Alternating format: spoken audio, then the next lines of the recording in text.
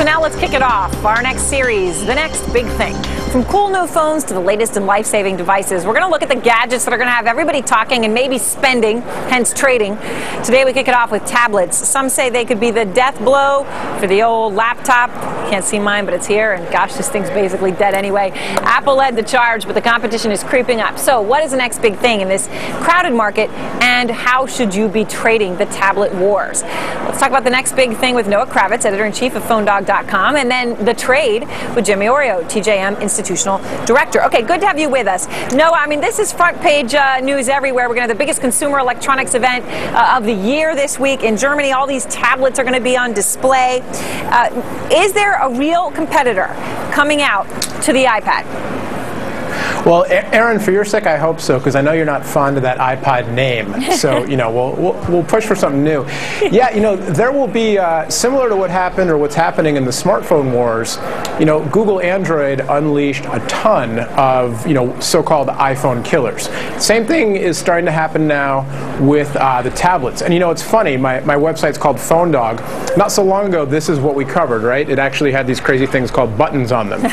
Then we moved in the past few months to this, still a cell phone, a little bit bigger, big screen, front camera for chatting, kickstand on the back. And now, you know, like you said, we're into this territory. So here's the iPad. It's a 9-inch display.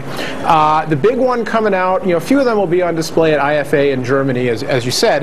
The big headliner is going to be the Samsung Galaxy Tab, which is an Android-based device, 7-inch screen, so it'll be, you know, a little bit smaller than the iPad. Lots of rumors about it, and Samsung has leaked some specs.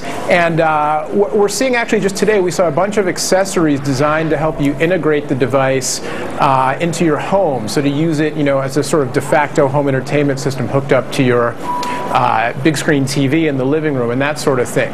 So I think one of the differentiators that some of the companies are hoping to push and to sell people on is, you know, what did Apple leave out? Front-facing camera for video chat, easy ways to dock it into, you know, your other products, the rest of your lifestyle, high-definition video, that sort of thing. So these are some of the things that you know, these other companies are hoping will really create a tablet war, and not just this sort of Apple effect where they sold 3 million, right, everybody who was going to buy one bought one, and we're done. All right, so I want to get your sense of what might be, or everyone says is a category killer, Noah. But first, Jimmy Oreo, how do you trade this? I mean, you know, we've got lots of these coming out. Samsung, as Noah was saying, has one. Toshiba, Motorola, Dell, Samsung, a lot of big companies are in this space. Yeah, but only two that really matter most, because we've seen this happen in the smartphone. It becomes Apple and Google leading the way. And right now to say Apple's the leader is kind of underselling it. Apple's really the only one. There's just kind of rumors of things that are coming to challenge that.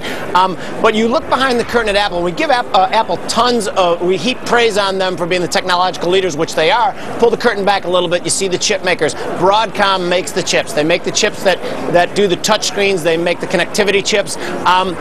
Is everything going that way? Forrester Research did a poll saying that more people plan on buying a tablet in the next year than they do a computer, a netbook, or a notebook. Wow. Yes, it's that way. And the whole thing with 3PAR, the bidding war over 3PAR, the cloud is to facilitate the mobile devices as well eventually too. So absolutely it's going to be the thing. Broadcom is a company with zero debt, $2.5 billion of cash on its books. They had a key reversal day on Friday where they made a lower low and then a higher high and closed strong. They're having a little bit of difficult time today, but that's still a pretty good buy signal to me on Friday. Pretty amazing. We're all going to be using these touches, so we get used to them. No question about it. I wonder, you know, producer Robert Ham was saying once, he said, what's going to happen when all these touch screens, you know, sort of, sometimes they freeze up and stuff. You know, they all might just die at once and then have to have a big replacement cycle.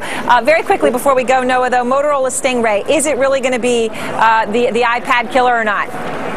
Well, you know, talking about chip makers, that's going to be powered by NVIDIA, and they've been showing stuff off in prototype form for a few years that's been very impressive. So one of the big plays on that is going to be video. Hearing possibly, it's going to launch on Verizon, made by Motorola, powered by NVIDIA, launched on Verizon.